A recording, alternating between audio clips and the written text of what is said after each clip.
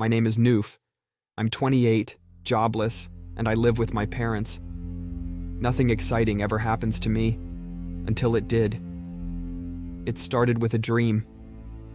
Every night for 5 nights in a row, I'd see myself driving down a dirt road I didn't recognize. I've never even driven a car before. But in the dream, I felt calm, like I belonged there. One night, I woke up around 3:30 a.m. and noticed a shadow standing behind my door. I whispered a prayer, grabbed my phone, and turned on the flashlight.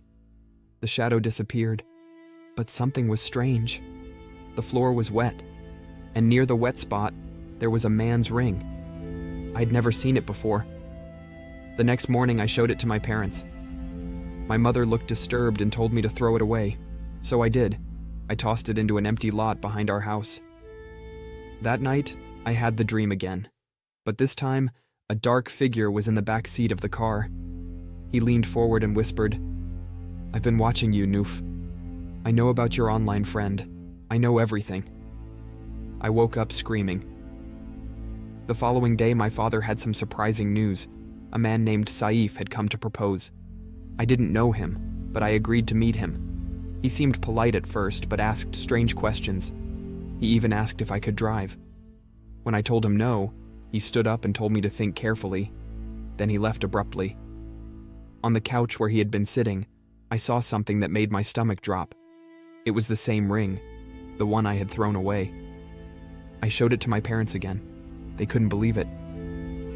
I went back to the lot, but the ring was gone. My father decided to check up on Saif. He said I could wait in the car. He went into Saif's workplace and came back looking pale. The man inside told him Saif hadn't worked there in nearly a year. His entire family had died in a house fire. Since then, he'd been mentally unstable and lived alone in a burned house, in a village 60 kilometers away. We drove there that evening. As soon as we reached the village road, my heart sank. It was the road from my dream. A villager warned us not to get involved with Saif. "He cries and screams every night," the man said. "He's not fit for marriage." Still, my father knocked on Saif's door. He only screamed from inside, refusing to come out. We gave up.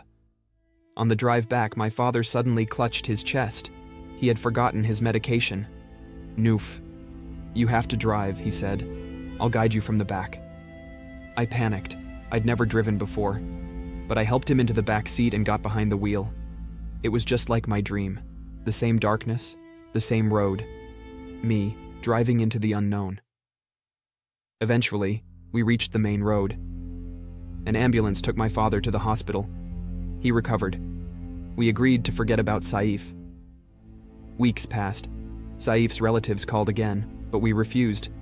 Still, I kept thinking, how did he know I'd drive that night? How did the ring come back? How did he know about my online chats? I kept the ring in a drawer. Sometimes I feel like it still watches me. Like this story isn't over.